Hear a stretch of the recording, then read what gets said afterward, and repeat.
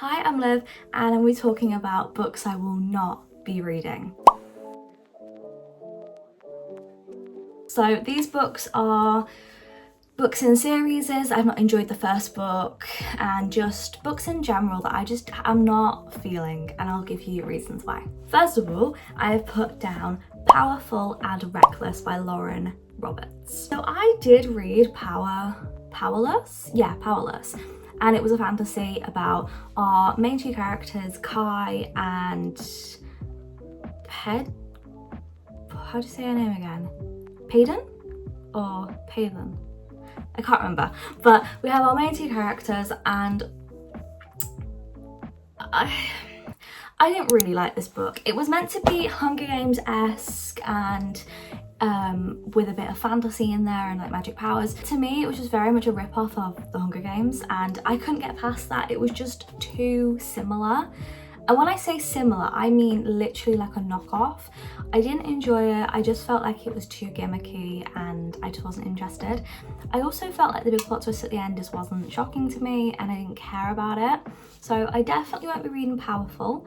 And Powerful is a novella which takes place in Powerless, and it's centered around different characters, not Payden, that's the name, Payden, and Kai. It's not about them, it's about other people. So I don't really want to read that because I just didn't enjoy the first one. And then we've got a new book coming out as well called Reckless, and that is the sequel to the first book and leads on from the first book. But honestly, by the end of the first book, I wasn't really interested in the second book, and so many people were like, oh my god, it's a cliffhanger ending. And I remember reading it and just being like, yeah, it is, but it was written too young for me. I just feel like it just wasn't the vibe. Okay, next we have a standalone. So this one is one that everyone talks about. I've put down A Little Life. A Little Life everyone speaks about, and it's this really thick book that people are like, oh my god, you have to read it, but it's so like traumatic. Don't read it if you're in this headspace. Don't read it if you're in this headspace. Don't read it if this, don't read it if that. And I just feel like there's too many conditions for you to be able to read this book. So I know it's incredibly traumatic, and it follows this group of guys who go through loads, and it's like every trigger warning under the sun that you could think of. And I don't really know how people enjoy that. I feel like I read books to enjoy them. I don't want to read a book that is going to really distress me and really upset me. I just feel like that's not fun to me, so I'd rather not.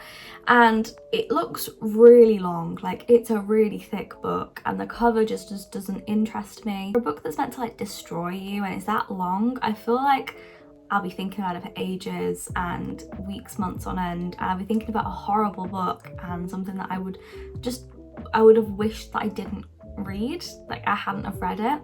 So I don't want to read that, and I have no interest. I just feel like it's too depressing for me. We have one that I DNF'd, and I was debating reading again, but the more I think about it, the more I'm like, no, I can't. And this book is Silent Patient. Silent Patient is a thriller, and it's meant to be based around this woman who ended up shooting her husband loads of times, and she's never spoken since. And essentially this big plot twist at the end of why she did it or whatever. But I got halfway through that book and literally nothing happened. Like when I say nothing happened, we literally hadn't even had a conversation with this woman. Like I don't even understand why the thrilling part was meant to be. And our main character is meant to be like a psychologist, and he's meant to be trying to get to talk to her, and he has his own motivations to why he's trying to get to speak to her. But I just felt like it was boring. There just wasn't anything happening for me to be interested. And it was so slow, the pacing was terrible. It's not for me. Next, I've written down the rest of a series. So the rest of the Mr. series by T.L. Swan. I really am not looking to finish this. So I did read the first book of this series. So this book follows on from the Mile High Club, which I I adored the Miles High Club, and I thought it was brilliant. It was written so well and no one speaks about it. So there's this sub-series which is like a spin-off, which is about the Mr. series, and the Mr. series is focused around these guys who are all friends with the brothers of the Miles High Club, and it was meant to be really good. I thought it was going to be very similar to the Miles High Club, with like they all have a common thing they're all involved in. So the Miles High Club, they're all brothers in the Miles Company, and they all have either a company they own or a place in the company, and it was really interesting. However, with this, there wasn't really anything that all the guys were linked with, so there was nothing bringing them all together. The Miles brothers weren't in this book at all, which you'd kind of expect like maybe a cameo at least, so there wasn't anything, and it was just very cringy. The first book that I read was Mr. Masters, and it was so cringy. It was a nanny and her boss, age gap, and it was just, I didn't like the writing. There were spicy scenes for the sake of spicy scenes. None of them really, you know, moved the book on, and I don't feel like I want to continue the series, because if the first book was as disappointing as it was, I don't really have any faith in the other two books, so I'm just not going to bother. Next is another series like to continue, and this is the Magnolia Park series. So this is probably really controversial, but I did not like the Magnolia Parks book. I thought it was not for me. I went into that book, I think, with the wrong expectations. People were like, oh my god, it's amazing, it's a romance. It is not. It is meant to be similar to Gossip Girl, with all the toxic friendship groups, and these group of friends go through loads together. However, I felt like there was no redeeming qualities for a lot of the characters. Even the main character we were following, I didn't feel like she had any redeeming qualities. I just felt like she was so toxic. I mean, all of them were, and I was not a fan of it really. So the characters I read about need to have somewhat of a likeable personality, and the ones I was reading about did not. I didn't enjoy it.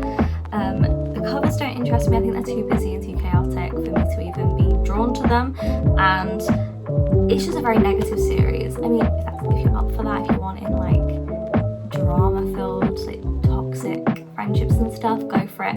For me, I'm not a big fan. Next one is the Hunger Games series. I was looking at the Hunger Games series and I was debating reading it, and the more I thought about it, the more I was like, you know what, no. For one, I've already seen the films, and I feel like I would compare the books to the films, and I don't want to have to compare them. I feel like it worked for me. I feel like if it was the other way around, I think I'd be okay with it. So for instance, I've read the Good Girls Guide to Murder series, and they've currently come out with a TV series of it, so I feel like I can watch that because I've already read the books. I feel like when you've already watched the film, it's difficult to go and read the books afterwards. I just feel like that's more difficult for me, and I don't want to be comparing them. And also, there's quite a few books for me to get through. I'm going to take a miss on that one. The last one I got written down is the Shatter Me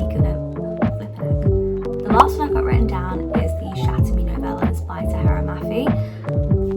I did for a long time want to read these books. I seriously did, and I think it's taken too long for me to get them, for me to be interested still. I feel like I've closed the book on the Shatter Me series and I'm done with it. I loved it how it was. I don't need any other extra bits of information as of right now. Also, don't want to spend full price book. How do I explain this? I don't want to spend the amount of money I'd spend on a full book on a novella. And if you buy them from like the Waterstones or anything, they're literally like £9 for a novella, so no. They do have a box set of them in the works for like £12, but it also comes with Imagine Me that I already have that book.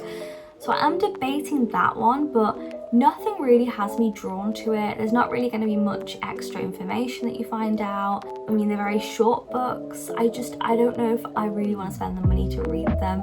If I was gonna read them, I feel like I'd get them on my Kindle, not gonna lie, because I don't know if I'd want to have the physical copies. I don't know if it'd be like a waste. I'm happy with how the series is finished. I'm happy with all the information I know about the series, and I'm pretty at peace with everything, and I don't need to know anything else. And I'm gonna be honest, I can't be bothered.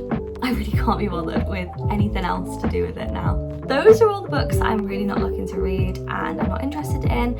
I hope you enjoyed. I will see you guys soon in the video, and yeah, subscribe, like, and do all that stuff, and I will see you guys soon. Bye.